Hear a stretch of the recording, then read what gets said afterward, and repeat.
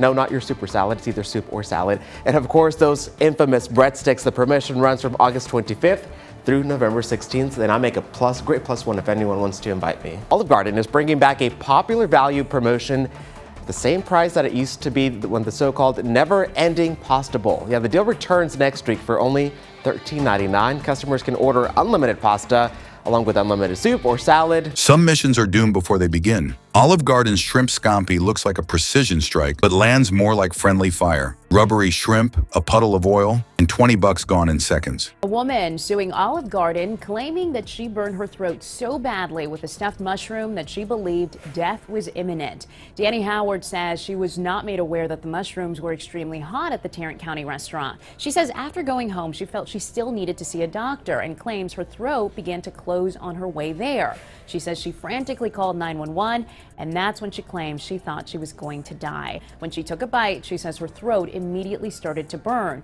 She began to choke, ran around the restaurant looking for help, and vomited at the kitchen station. That's when the mushroom became dislodged. This isn't just dinner, it's a tactical trap waiting for the unprepared. Before we move on, I'd like to ask you a small favor. If you appreciate this content, please take a second to like this video and subscribe to the channel. Over 98% of you watch the videos without subscribing. It costs you nothing, but it makes a huge difference to us. So did you click the subscribe button? Great, thank you so much. Now back to the video. Olive Garden joins a roster including Swiss Chalet, Harvey's, The Keg, and Fresh Kitchen and Juice Bar. At its peak, the chain had as many as 15 locations across this province, but they were all shuttered by the early 2000s. Foodies rejoice. Fans of the Olive Garden and its endless breadsticks, oh gosh, garlic bread, soup, and salad have a chance to rejoice. Canada's largest operator of restaurants, Recipe Unlimited, has bought all 8 locations from U.S. owner Darden Restaurants. So here's the debrief. Which entrees can you trust to hold the line, and which collapse under pressure? Stay sharp. We're about to dissect the battlefield that is Olive Garden's menu. Olive Garden promises abundance, comfort. The image is warm bowls, endless pasta, and plates designed to fill a table like a well-supplied camp. But under that shield of plenty hides a serious problem. Not every unit on this field performs. Some collapse on contact, leaving you burned, bloated, and out $20 for nothing. You walk in expecting reinforcements, but you walk out carrying the casualties of poor engineering in disguise. The mission brief is clear. Separate solid field assets from compromised units before you waste resources. Think of the menu as a field manual. Every entree is a soldier. Some stand tall, some falter. In theory, they all arrive trained. In practice, several cannot hold the line. According to her lawsuit, Howard was flown via care flight to Parkland Hospital's burn unit. She's suing Olive Garden for damages of $200,000 to $1 million. CBS 11 has reached out to the restaurant for comment. The first to fall is the shrimp scampi. On paper, it's a precision strike. Shrimp, garlic, butter, lemon, and pasta, all united in one maneuver. In practice, it's a failed ambush. The shrimp arrive rubbery, stripped of life, more like reheated rations than fresh frontline fighters. The garlic butter morphs into an oil slick that coats the noodles, not in luxury, but in fatigue. You expect a decisive blow. What you get is exhaustion by grease, not power. But then comes an even heavier casualty. Yeah, right now everyone are fighting for customers because people aren't eating out more these days. They're kind of holding back a bit. So the question is, how do we steal it from the next guy? And so Olive Garden had been looking at some of the reasons why their sales had been lagging. They actually have spent a lot on marketing and advertising. When you're here, you're like family, and you see this intergenerational sort of, I don't know, mimicked Italian dinner, right? And one of the things they determined one of the things they came up with is because we don't have burgers. That's right. People like their burgers, so they came up with their own. What about this idea of brand fidelity in the sense that it's really supposed to be an Italian chain? I mean, they have that whole series. The chicken Alfredo. This dish looks reliable, almost militant in its simplicity. Pasta, cream sauce, protein layered on top, but once deployed, it slows the advance until momentum dies completely. The sauce is so heavy it blankets every bite like a clogged supply route, choking movement. The chicken doesn't rescue the field. It sits stranded, bland, stripped of seasoning, dead weight with no tactical edge. You enter thinking hearty meal. You leave thinking immobilized column, stopped cold in dairy.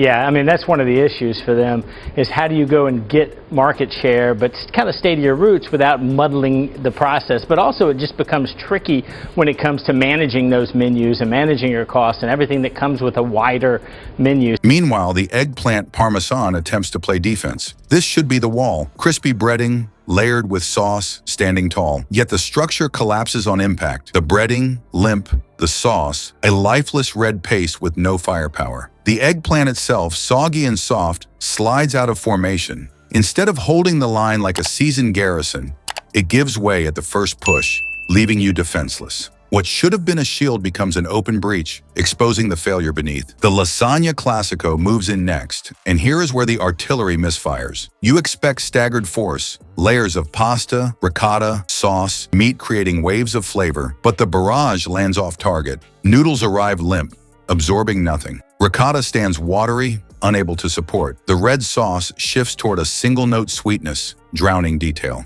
There's volume, yes, but no precision. Just a hollow boom with little effect. It looks large, but it lands soft, a waste of firepower. For the stuffed fettuccine Alfredo, we deal with something else. A salt bomb, drenched, bloated, overwhelming at first strike, but hollow inside.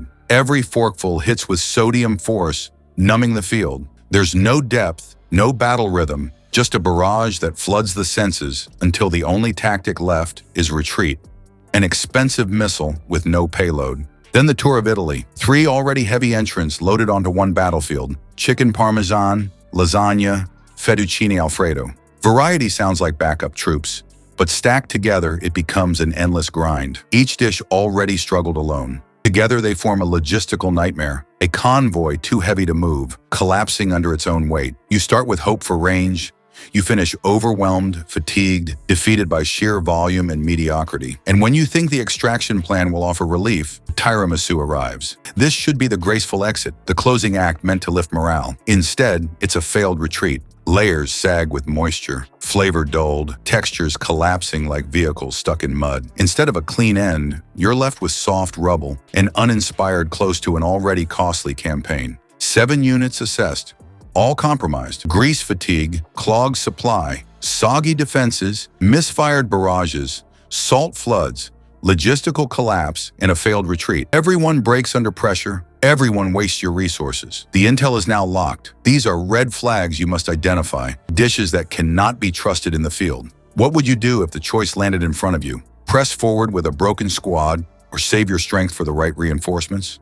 Victory doesn't always come from the largest guns on the field. At Olive Garden, the high-value targets aren't the $20 entrees, but the quiet assets, breadsticks and zuppa toscana. The breadsticks carry steady firepower, warm, seasoned, consistent every time. Soup, balanced, layered, tactical comfort that holds the line without excess weight. Now the mission shifts to you. Which units would you clear from the field, and which would you keep in your own operational kit? Comment your choice below. Smart operators don't just win fights, they win meals. Subscribe and join a community that treats every decision like a mission plan.